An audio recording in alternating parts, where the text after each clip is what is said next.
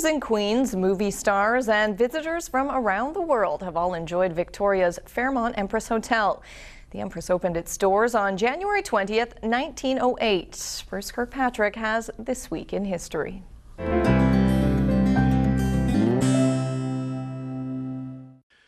It was a crown jewel of the Canadian Pacific Railway on the shores of Victoria's Inner Harbour. The Empress Hotel, now the Fairmont Empress, has a busy past recorded in the archives of the Royal BC Museum.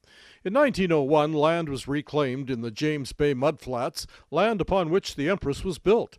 The causeway in front of the hotel did not yet include pedestrian walkways in 1906. The hotel was nearing completion in 1907 and welcomed its first guests on the 20th of January 1908, as detailed in the Daily Colonist. First guest was Mrs. Stuart Gordon, wife of the first manager, and the Empress thrived. Hollywood celebrity, queens, kings, everyday people, conventions from all over BC, celebrations, the end of war, the beginning of peace.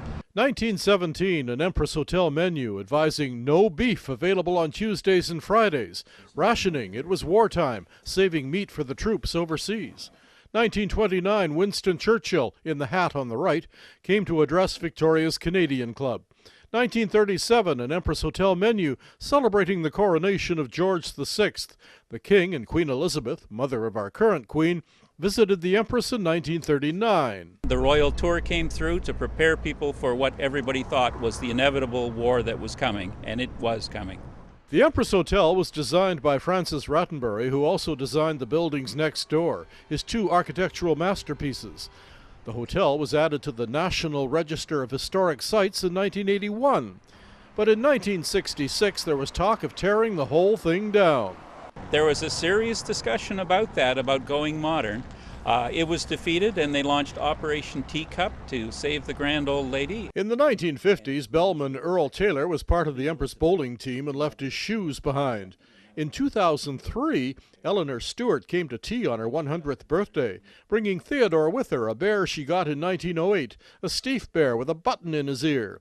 Victoria's Fairmont Empress Hotel has a lot of stories to tell, going back 105 years ago, This Week in History. Forgot to turn in your keys? Just pop them in the mailbox. Return postage guaranteed. This Week in History, brought to you by the Royal BC Museum, bringing British Columbia's stories together.